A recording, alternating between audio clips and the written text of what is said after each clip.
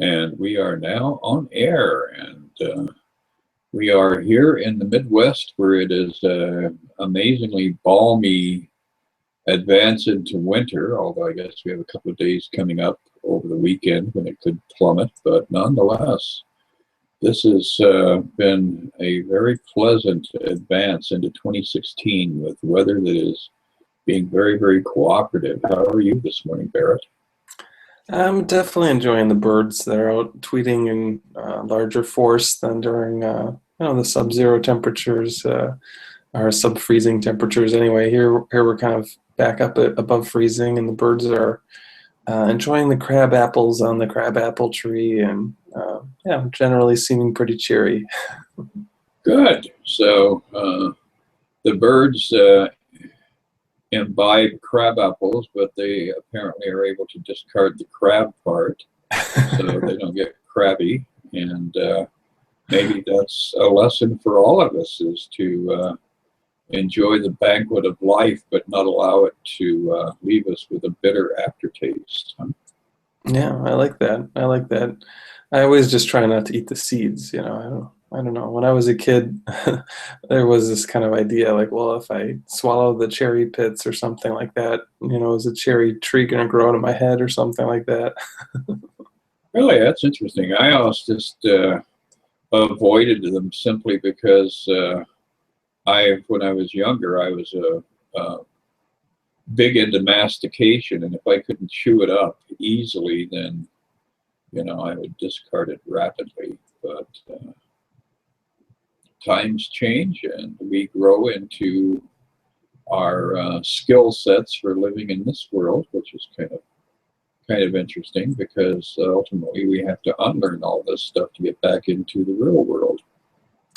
That's true, and that brings us right into today's topic in the Manual for Teachers. We're on number 18, which is how is correction made? So, interesting idea, and I think the course makes a distinction between like sin or fixing a real problem, and correction, which is helping us to see that something never really was a problem, that we can let go of the things that seem to be the big deal and step into the fact that we are always okay, regardless of what the exterior circumstances are telling us. So how do you feel about correction, Chris? I think this is a brilliant topic, and I would recommend everybody read this little section. It's just a few brief paragraphs, but it really helps us immensely as we advance into the year of elections coming up, because that is a topic that everybody seems to lose their mind over. And if you're getting manipulated into hating or rejecting your brothers and sisters around you because of a political candidate, because of a political agenda, then you need to really come back to A Course in Miracles over and over again to get beyond that, because I see people who are very balanced most of the time and very accommodating to those around them, forgiving of those around them. But all of a sudden the politics show up, and oh my God, people pull out their hatchets and war clubs and want to,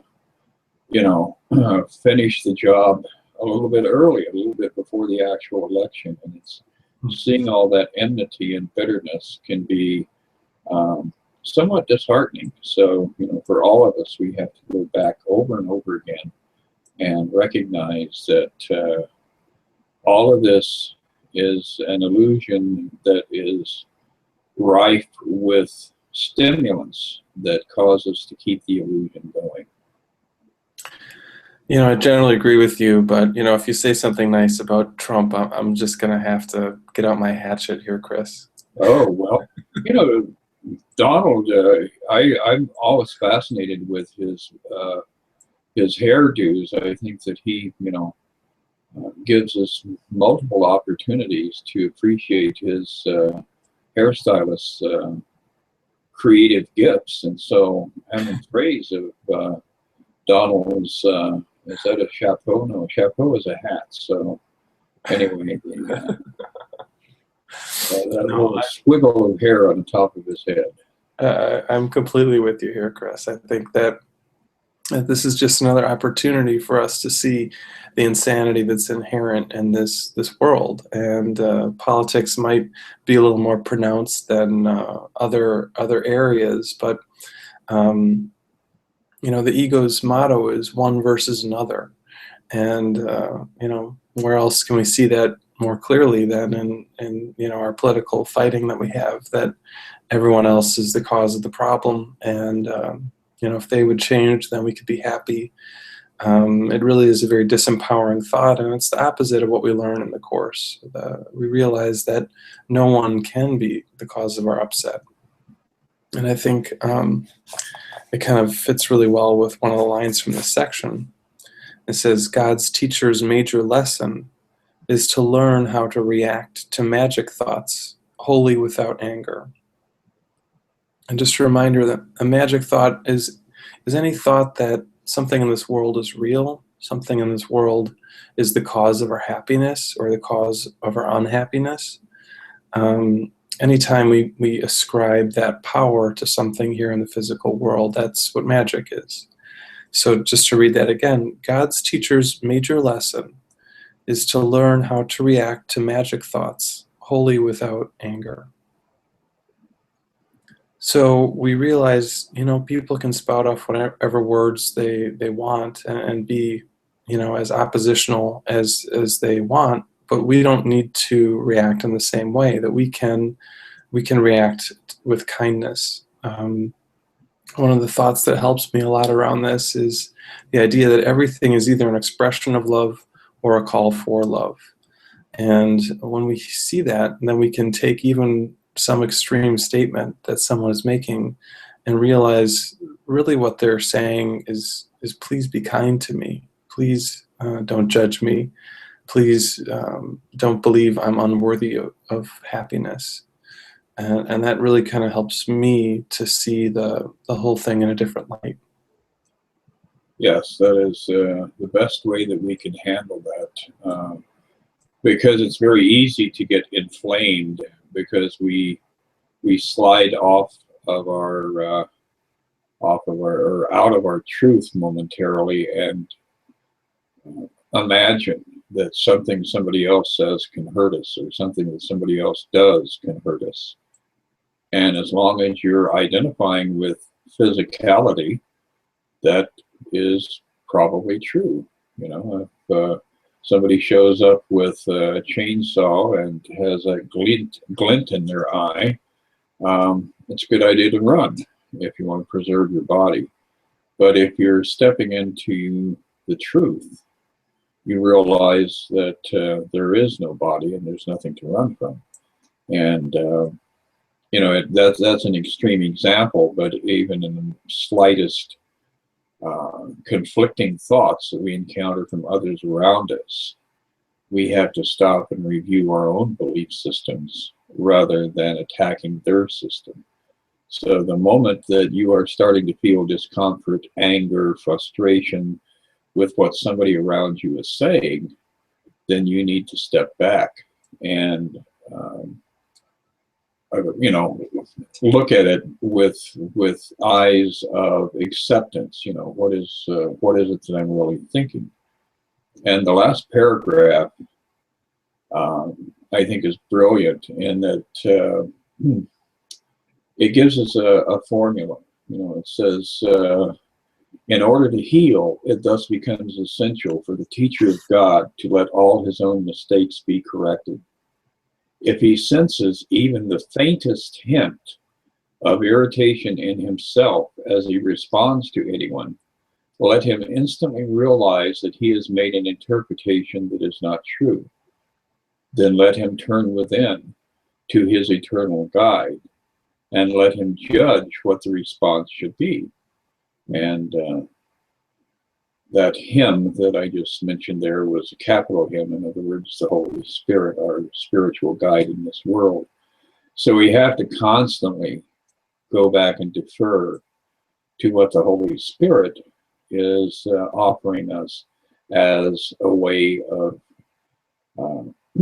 interacting with all of the others around us who are actually ourself in multiple form and fashion.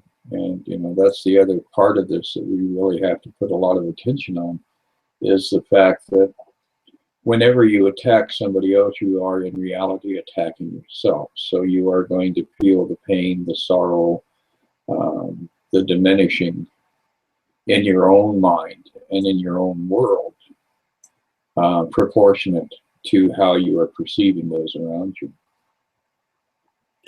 Yeah, as you see him, so you will see yourself. It's kind of baseline rule that we really learn in the course, and we start to get more and more, and it makes us hesitant a little, like when we have a tendency to judge someone else or to cast aspersions on anyone. We start to get that, oh, well, really, what I'm seeing in them, I'm actually seeing in myself, and the condemnation that I have for them, ultimately, there's no one else out there. So it's just going right to myself too. And then I'm like, do I really want to do that? Do I want to condemn myself? And the answer ultimately is no. We start to get that that's not really helpful. And something else you said reminded me that, a lot of times when we think about Jesus, we think of him as a leader, as one who kind of drew people to him. But ultimately, he was the ultimate follower, in the sense that he only listened to the Holy Spirit within. At the end of his life, he didn't ever wander away from that. He knew that his peace was secure, and that the way to know that peace was to constantly choose the Holy Spirit's hand rather than the ego's. So I think that is an example for all of us, to see that choice is possible. That when we're confronted with the option for fear or love, that we have that exact same opportunity to say, I don't really want to choose pain anymore. I don't really want to choose that avenue. I've been down that one before, and I know that dark alley always goes the same place. And then all of a sudden, we can maybe make a better decision. I like that idea a lot. Yes, absolutely. And it's interesting how, again, we're so linear when we're trapped in this reality and believing that this is the truth of our lives. But when you start to step out of this linear paradigm and look at things in a more abstract and higher vibration, I guess you could call it, you begin to realize that everything is so circular and so interwoven that you can only benefit by every act of forgiveness and acceptance that you exercise. And toward the end of this last paragraph, it says, the sole responsibility of God's teacher is to accept the atonement for himself. Well, the atonement is, the union with God, but on the lesser level, it's also the union with everyone that we experience in this world. We have to recognize our oneness, our unity with those people. Atonement means correction or the undoing of errors. When this has been accomplished, the teacher of God becomes a miracle worker by definition. His sins have been forgiven him, and he no longer condemns himself. How then can he condemn anyone? And who is there whom his forgiveness can fail to heal? So as we're stepping out of judgment, we are in fact invoking the highest process known to the universe, which is the healing of everyone around us, the lifting up, the ascension to a certain degree of those around us. So that one small act of forgiveness, compounded over the course of a lifetime, can lift up people to a much more celestial way of seeing the world. And it's so easy for us. All we have to do is to reject the ego's need to condemn and accuse and attack. It's true. It's true. You know, there's the metaphor that as kids, you know, sometimes maybe we touch the hot curling iron or put our hand on the stove, and in that moment there's usually like this energy of like curiosity, you know, like, I wonder what that's going to be like. But then we have the experience, oh man, that burns, that hurts. Um, and on this level we stop doing that, you know, we stop touching the hot surface and burning ourselves. But what we're doing on this psychological level is we're touching the hot, and we're touching it, and we're touching it, and we're touching it. We're choosing condemnation, we're choosing judgment, and we get burned every time. But we're not seeing how clearly that is happening, and we're not learning the same lesson as clearly. But what happens as we start to work with this is it becomes more clear. We do start to see the pain that we suffer every time we choose the ego's hand over Jesus's, and we start to say, "Oh, right, that burns every time I take that." Uh, you know, maybe I'm done with that. Maybe I'm growing up and I'm not doing what kids do anymore. And in a sense, that's the process that we're all taking. We're moving from spiritual immaturity, spiritual childhood. You know, throughout the course, Jesus actually uses the word like infant or baby, you know, to refer to us because we're at that stage for the most part. And but we're working on growing. We're working on stepping out of the sandbox and realizing, you know, I don't want to play these children's games anymore. And the good news is, as we do that, our benefit is peace. Our benefit is joy. Our benefit is certainty of ourself, and that's the biggest gift that we can be given. Absolutely, yes. And, you know, the other aspect of all of this that we're looking at and reviewing today is that um, mistakes that we are making on a daily basis are not something that we want to attach ourselves to, because guilt is probably the most unconscious secondary effect of the ego's activities in our lives. And guilt is something that is very good at burrowing itself in. It's like a tick.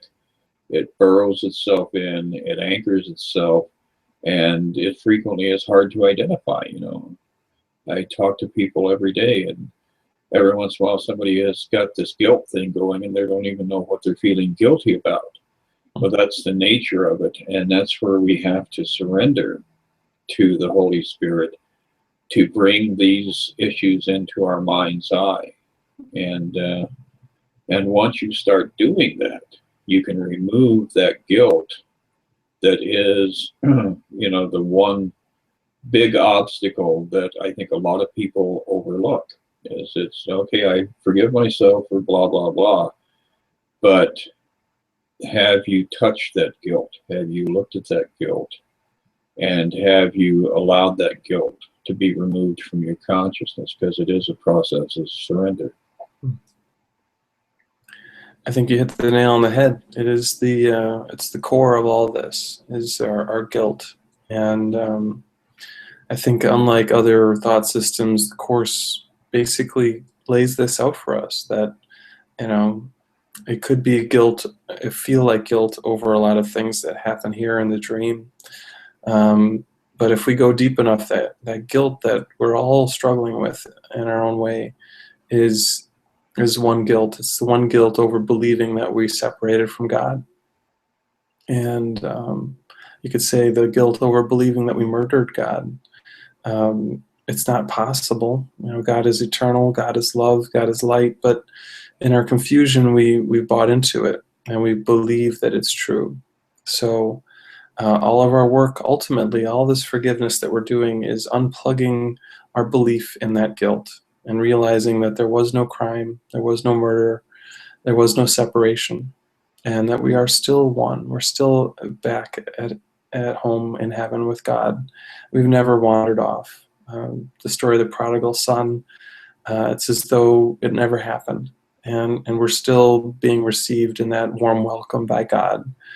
And we're all coming into that awareness too. So that's another part of what I call the good news of the Course, is that the healing is complete. The oneness is true. Our journey is over. Jesus even has a section called Journey Without a Distance. And the text talks about the fact that it looks like we're wandering away and wandering back home, but we never wandered. we're still there.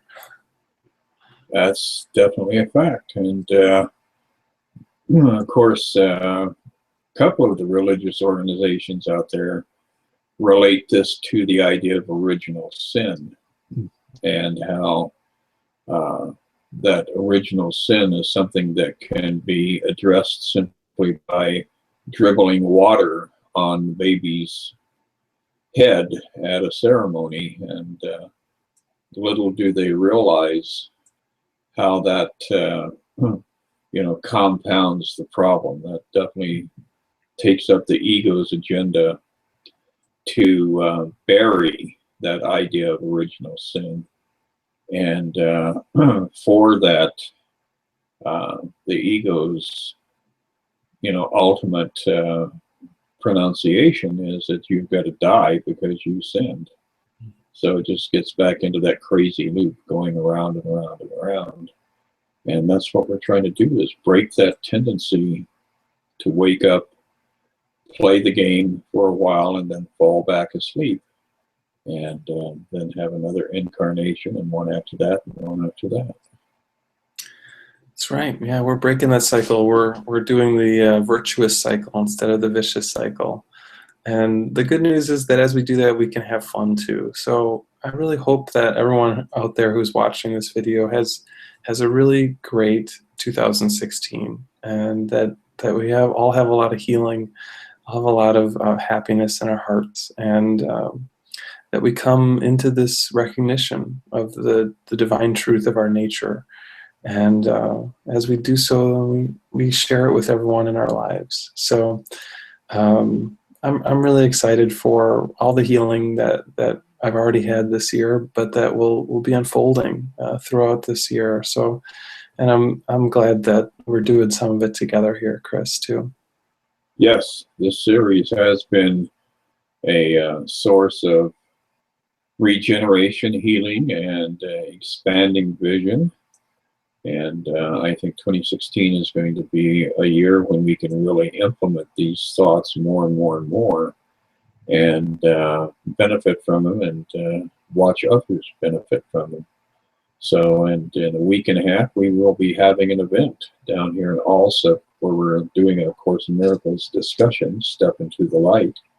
And we want to invite people to reach out and contact us if you're interested in checking it out.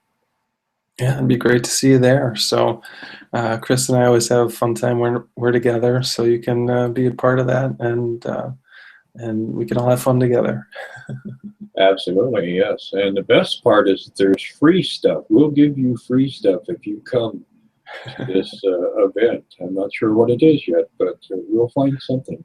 I'm rummaging around through some of the boxes in the back room here, so I'm going to find stuff to give away. All right, that sounds interesting. I'm intrigued. It should be fun. Well, Barrett, it was a wonderful discussion. And next week, wow, we have a really hot topic. What is justice? So people will have to stop back in and join us for a discussion around justice. All right, I look forward to it. Yeah, we'll get to the bottom of this. I think so. Have a great week. All right, bye, Chris. Goodbye.